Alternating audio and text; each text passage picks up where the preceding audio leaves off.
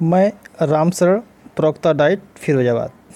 पिछली वीडियो में हमने डीएलएड सेकेंड सेमेस्टर के अंतर्गत 7वीं इकाई पर चर्चा कर चुके हैं। आज हम 8वीं इकाई, जिसका नाम है पाठ्य वस्तु का मौन वाचन करते हुए उसमें निहित विचारों, भावों एवं तथ्यों को समझना। सबसे महत्वपूर्ण है कि ये मौन पठन या मौन वाचन क्यों है, क्या ज़रूरी है, यह बहुत ही महत्वपूर्ण है। आज हम उसी के बारे में चर्चा करेंगे। मौन वाचन क्या होता है? मौन वाचन दो प्रकार के होते हैं। पहले मौन वाचन कहते किसे कहे हैं, ये देखिए। पाश्चात्य शिक्षा शास्त्री जड़ के अनुसार जब छात्र पैरों से चलना सीख जाता है तो घुटनों के बल खिसकना छोड़ देता है। उसी प्रकार भाषा के क्षेत्र में छात्र जब मौन पठन की कुशलता प्राप्त कर लेता है तो सस्वर पठन का अधिक प्रयोग छोड़ देता है। यही क्या है आपका मौन वाचन। मौन वाचन को एक तरीके से और समझिए। लिखित सामग्री को मन ही मन बिना आवाज़ निकाले पढ़ना और मौन पठन या मौन वाचन कहलाता है। मौन वाचन हमारे ज़िंदगी में स्थायित्व लाता है। मौन वाचन हमारे जीवन में स्थायित्व लाता है। मौन वाचन की दो प्रकार हैं, आप यहाँ देख लीजिए। गंभीर पठन और द्रुत पठन। गंभीर पठन क्या होता है, यहाँ पे ये देखिए। पहले गंभीर पठन में उच्च कक्षाओं में इसका प्रयोग छात्र करते हैं, निम्न कक्षाओं में इसका प्रयोग नहीं करते हैं। उसका द्रुत पठन क्या होता है, जब छात्र गंभीर पठन में निपुण हो जाता है या कहते हैं कुशल हो जाता है तो वह द्रुत पठन का अभ्यास करने लगता है या द्रुत पठन करने लगता है। मौन वाचन महत्वपूर्ण क्यों है? मौन वाचन से हम किसी भी गद्य को, किसी पद्य को, क्या उसमें सारांश है, रस, छंद, अलंकार किस भाव से कहा गया है, यह चीज़ें हम मौन वाचन द्वारा ही जानते हैं। गंभीर पठन क्या होता है? गंभीर पठन हम किसी भी विद्वान के लेख को, किसी भी कहानी के मूल भाव क्या है उसको समझ सकते हैं। गंभीर पठन से क्या होता है? गंभीर पठन से छात्र में तर्क शक्ति का विकास होता है, कल्पना शक्ति का विकास होता है। और द्रुत पठन क्या है? द्रुत पठन पढ़ने की ऐसी शैली जो कि द्रुत गति से चलती है। पढ़ने की ऐसी शैली जो कि द्रुत गति से चलती है। इसका हम अभ्यास कैसे, इसके लिए एक चीज़ देखिए कि जब आप लोगों की परीक्षाएं जब आती हैं तो आप एक साथ पूरे के पूरे पेपर को क्या करते हैं, पढ़ जाते हैं। द्रुत पठन को एक तरीके से और समझ सकते हैं कि यह जैसे कि सिंहावलोकन करते हैं। सिंह की भांति देखना, सिंह की भांति देखना मतलब कि हमें वो चीज़ें पहले से तो याद रहती हैं, लेकिन परीक्षा के पहले हम उसको द्रुत गति से पठन करते हैं। द्रुत गति का पठन के लिए पहले हमें गंभीर पठन करना होगा। गंभीर पठन के उत्तरोत्तर, गंभीर पठन के आगे एक सीढ़ी क्या होगी, द्रुत पठन। द्रुत पठन से छात्र में कम समय में अधिक भावार्थ, अधिक शब्दार्थ का ज्ञान होता है। और द्रुत पठन के द्वारा ही बालक परिपक्व बनता है और उसे समाज में एक सम्मानित स्थिति मिलती है। समाज में अपनी अभिव्यक्ति अच्छे प्रकार से कर पाता है। ये द्रुत पठन के द्वारा ही संभव होता है। जो आप द्रुत पठन ये देख रहे हैं, ये मौन वाचन के क्या हैं, भेद हैं। गंभीर पठन के भी कुछ आपके भेद होते हैं, जैसे भाषा के आधार पर, विषय के आधार पर, कविताओं के केंद्रीय भाव के आधार पर, नवीन सूचनाओं के एकत्रीकरण के आधार पर, सीख भाषा का अभ्यास करके, अवकाश का सदुपयोग करके, साहित्य का परिचय करके, अभिव्यक्ति करके, आनंद की प्राप्ति करके।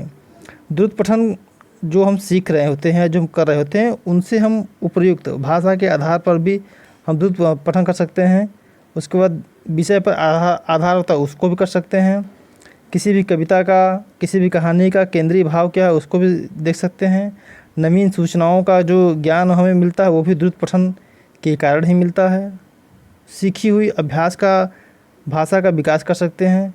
कोई नई भाषा हम सीख रहे हैं तो द्रुत पठन के द्वारा हम उसका अभ्यास बार बार कर सकते हैं। अवकाश का सदुपयोग कर सकते हैं। द्रुत पठन के अंतर्गत हम जल्दी पढ़ते हुए तीव्र गति से पढ़ते हैं। द्रुत तीव्र गति से पढ़ते हुए हम अपने अवकाश के समय का सदुपयोग कर सकते हैं।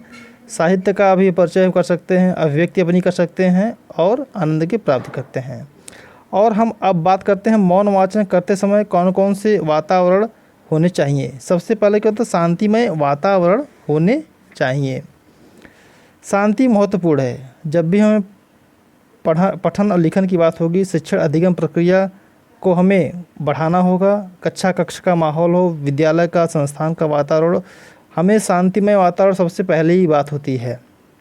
शांतिमय वातावरण होगी तभी हम मौन वाचन अच्छे तरीके से कर सकते हैं। उसके बाद दूसरी पॉइंट आती है एकाग्रता।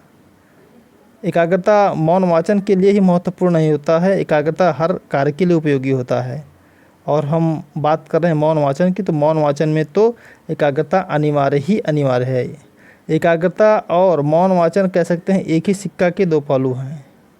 अगर आप मौन वाचन कर रहे हैं तो आप शोरगुल में मौन वाचन नहीं कर पाएंगे, या अपेक्षाकृत जहाँ पर वातावरण या जहाँ पर आपका मन एकाग्र रहेगा उसके अपेक्षाकृत आप जहाँ वातावरण अशांत है आप भावों को अर्थ ग्रहण नहीं कर पाएंगे। उसके बाद तीसरी पॉइंट है व्याकरण के नियमों की पूर्ण जानकारी। व्याकरण के नियम जो भी हैं, चाहे वो वर्ण उच्चारण स्थान हो, चाहे वो अर्धविराम अल्प विराम हो, चाहे विषयादि बोधक हो, अगर इन उपयुक्त चिन्हों का प्रयोग हमें नहीं मालूम है तो हम मौन वाचन अच्छे तरीके से नहीं कर पाएंगे। उसके बाद क्या होता है समुचित ज्ञान। हमें मुहावरों, लोकोक्तियों, समुचित ज्ञान होना चाहिए, समुचित ज्ञान होना चाहिए। उसके बाद आता है बृहत शब्दकोश। शब्दकोश के अंतर्गत क्या होता है, जितने भी हमें शब्दकोश चाहिए, चाहे वो हमारे अरबी, फारसी, तमिल, तेलुगु, या हम उत्पत्ति के दृष्टि शब्द के भेद देखें, तत्सम, तद्भव, देशज, विदेशज, विकारी, अविकारी, इनके शब्दकोशों की जानकारी हमें होनी चाहिए तभी हम मौन वाचन कर पाएंगे। उसके बाद आता है धैर्यशीलता। कभी कभी हम मौन वाचन करते समय अपनी धैर्य को रख नहीं पाते हैं। मौन वाचन करते समय धैर्य रखना बहुत ज़रूरी होती है, क्योंकि कभी कभी हम शीघ्रता जब पढ़ते हैं तो हमें उस कविता या उस कहानी का मूल भाव छूट जाता है और हम उस कविता या उस कहानी के मूल भाव को समझ नहीं पाते हैं। ये मौन वाचन की कुछ ध्यान देने योग्य बातें हैं। और मौन वाचन का महत्व क्या होता है, समय का बचत होता है। सबसे पहले मौन वाचन का सबसे महत्व क्या है, समय का बचत होता है। हम जल्दी जल्दी कोई किसी भी चीज़ को पढ़ सकते हैं। उसके बाद क्या होता है, व्यक्तिगत दृष्टि से उपयोगी है। व्यक्तिगत दृष्टि से क्या उपयोगी है, हमें इसमें बालक पढ़ सकता है, टीचर आए या ना आए, बैठ कर एग्जाम अपने समय का सदुपयोग कर सकता है। हम कहीं ट्रेन में जा रहे हैं, हमारे पास हमारे साथ कोई है नहीं, उसके लिए भी हम उपयोग इसका कर सकते हैं। व्यक्तिगत प्रयोग समय के दृष्टिकोण से उसका ये सुगम है। आप इसको कहीं भी ले जा सकते हैं, आपके पास कोई भी किताब है आप उसका अध्ययन कर सकते हैं। उसके बाद तीसरा पॉइंट है श्रम एवं शक्ति की बचत। श्रम की बचत होती है, क्योंकि अगर हम लगातार बोल बोल कर पढ़ते हैं तो उसमें हमारा ऊर्जा ज़्यादा लगता है, और अगर हम कम बोलते हैं या उसको मौन पठन के अंतर्गत करते हैं या मौन वाचन करते हैं तो उसमें हमें कम श्रम लगता है और शक्ति हमारी ऊर्जा भी हमें कम लगती है। उसके बाद आता है स्वावलंबन की भावना का विकास। मौन वाचन द्वारा हम स्वावलंबित होते हैं। हम किसी भी कहानी, किसी भी गद्य, किसी के जीवनी को पढ़कर उसके जीवन में हमें क्या क्या सीख लेनी चाहिए, ये हमें बातें मौन वाचन से ही मिलती हैं, न कि सशर वाचन से। मौन वाचन से ही हमें स्वावलंबन की भावना का विकास होता है। उसके बाद मौन वाचन के कुछ प्रकार भी होते हैं। यहाँ पर गहन अध्ययन, द्रुत पठन और विहंगालोकन। विहंगालोकन हम सिंहालोकन भी बात कर चुके हैं। सिंहालोकन के माध्यम से भी हम मौन वाचन करते हैं। उसके बाद द्रुत पठन, हमें जितनी भी कहानी, उपन्यास, नाटक, आलोचना है, इनका क्या करते हैं हम द्रुत पठन आराम से कर सकते हैं। लेकिन मौन वाचन हमें आना चाहिए, या मौन वाचन की जो चीज़ें महत्व हैं उसके ध्यान देने योग्य बातें क्या हैं, ये चीज़ें हमें आएंगी तभी हम आगे की जानकारी को रख पाएंगे। गहन अध्ययन, मौन वाचन का महत्व एक दृष्टिकोण से महत्वपूर्ण है कि हम किसी भी गंभीर बात को हम समझ सकते हैं। मौन वाचन ही ऐसा है जिससे हम अपनी गंभीर वाचन को समझ सकते हैं। इस प्रकार हम मौन वाचन का महत्व पर चर्चा कर चुके हैं और आगे हम चर्चा करते हैं कि मौन वाचन के उद्देश्य क्या हैं। मौन वाचन के उद्देश्य क्या हैं? ज्ञानपरक, कौशलपरक, रुचिपरक और होता है अभिवृत्ति परक। तो सबसे पहले मौन वाचन के उद्देश्य में हम ज्ञानपरक में क्या चीज़ें देखेंगे? छात्रों के लिए शब्द भंडार का ज्ञान होना चाहिए, वाक्यों की रचनाओं का ज्ञान होना चाहिए, संयुक्त वाक्य, सरल वाक्य, मिश्रित वाक्य, उसके बाद मानव जीवन पर उसका क्या प्रभाव पड़ेगा, ये सब बातें हमें कहाँ से मालूम चलेंगी? मौन वाचन के उद्देश्य के अंतर्गत ज्ञानपरक उद्देश्य में। उसके बाद कौशल में हमें जो भाषा के 4 कौशल उनको पहले हम देखते हैं। भाषा के जो 4 कौशल हैं, सुनना, बोलना, पढ़ना, लिखना, वो मौन वाचन के उद्देश्य में कौशलपरक उद्देश्य के अंतर्गत आ जाएगा सब। और उसमें एक बात और ध्यान देनी, जो शारीरिक है, हम कैसे बैठते हैं, कहाँ बैठ कर पढ़ रहे हैं, हमें मौन पठन करने का अभ्यास कितना हुआ है, छात्र लिखित सामग्री का अर्थ या भाव ग्रहण कर पा रहा है या नहीं कर पा रहा है, यह भी हमें कहाँ से आएगी? कौशलपरक उद्देश्य से ही आएंगी। उसके बाद हम लिखित सामग्री का भी उपयोग कर सकते हैं। उसके बाद होता है रुचि। छात्र की अध्ययन में रुचि उत्पन्न हो रही है कि नहीं हो रही है, यह ध्यान देना पड़ता है। उसके बाद अवकाश के क्षण का उपयोग हम कर सकते हैं, यह भी बात महत्वपूर्ण है। और छात्र को स्वयं समझने के लिए भी उपयोग कर सकते हैं। इस प्रकार हम मौन वाचन के उद्देश्य को देख चुके हैं और अब हम बात करेंगे मौन वाचन के तत्व की। मौन वाचन के तत्व क्या हैं? उचित आसन एवं मुद्रा। सबसे महत्वपूर्ण बात क्या है? उचित आसन होना चाहिए और इसकी मुद्रा होनी चाहिए। अब जैसे मैं आँखों से 35 सेंटीमीटर की दूरी पर होना चाहिए, रीढ़ की हड्डी सही होनी चाहिए, प्रकाश की उचित व्यवस्था हो। दूसरी पॉइंट है एकाग्रता की बात है कर चुके हैं। जब भी मौन वाचन का बात आएगी, जब भी मौन वाचन आएगा, या हम तो कह सकते हैं कि जब भी आपको पढ़ने की बात आएगी, ध्यान करने की बात आएगी, तो हमें एकाग्रता महत्वपूर्ण होती है। बोधगम्यता यहाँ पर क्या है? बोध मतलब होता है जानकारी, गम्यता मतलब गमन करना।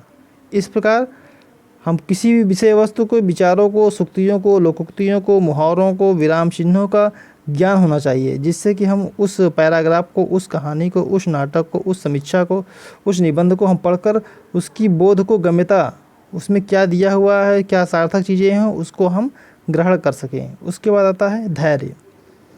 मौन वाचन में महत्वपूर्ण बात है कि धैर्य। हम तो कह सकते हैं कि पढ़ने में भी धैर्य बहुत ही ज़रूरी होता है। पढ़ने में भी धैर्य की बहुत ही आवश्यकता है और पढ़ने के अंतर्गत ही आता है हमारा मौन वाचन। तो मौन वाचन में भी हमें बहुत ही धैर्य रखना पड़ता है। कभी कभी हम एक ऐसी ऐसी कहानियाँ हैं, ऐसे ऐसे उपन्यास हैं कि हम 10-10 पेज पढ़ जाते हैं, 10 पृष्ठ 20 पृष्ठ पढ़ गए, तब पर भी हमें उस कहानी, उस उपन्यास का पता नहीं चल पाता कि इसमें क्या लिया हुआ है। उसके बाद हम जब पढ़ते हैं तब हमें उसमें से रस मिलने लगता है, तब वो कहानी, वह निबंध, वह उपन्यास, वह आलोचना हमें समझ में आने लगती है। तो मौन वाचन करते ही हम, तो वहाँ पर धैर्य की बहुत ज़्यादा आवश्यकता होती है। और अब हम चलते हैं हिंदी अध्यापक द्वारा मौन वाचन की शिक्षा में ध्यान दिया जाने वाली बातें कौन कौन सी हैं। एक हिंदी अध्यापक के लिए वो भी प्रारंभिक कक्षाओं में महत्वपूर्ण बात क्या क्या हो सकती है? पहले तो अक्षर का ज्ञान हो, आपको भी ज्ञान होना चाहिए, तभी हम बच्चे को करा पाएंगे। विराम चिन्हों का ज्ञान होना चाहिए, संयुक्त अक्षरों का ज्ञान होना चाहिए, तत्सम तद्भव का ज्ञान होना चाहिए।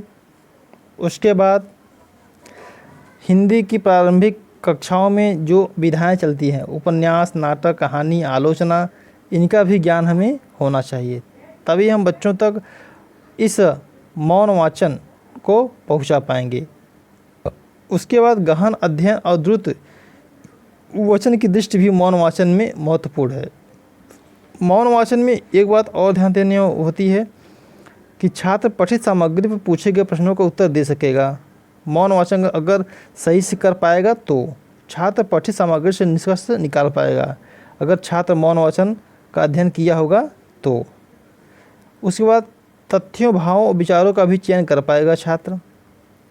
एक चीज़ और यहाँ महत्वपूर्ण ध्यान देने की, जो प्रारंभिक कक्षाओं में हमारे अध्यापकों द्वारा यह भी देखा जाता है कि वो बच्चे को अ से अनार तो ज्ञान करा देते हैं, बच्चे को अ से अनार ज्ञान तो करा देते हैं, खरगोश और भालू की या किसान या भालू की कहानी तो बता देते हैं, उसको सस्वर वाचन द्वारा ही पठन कराते हैं। सस्वर वाचन पठन कराना अच्छी बात है, लेकिन हमें अगल थोड़ी सी उच्च कक्षाओं कक्षा 4-5 से हमें शुरू कर देना चाहिए कि भालू और किसान की कहानी को मन में पढ़े बच्चे।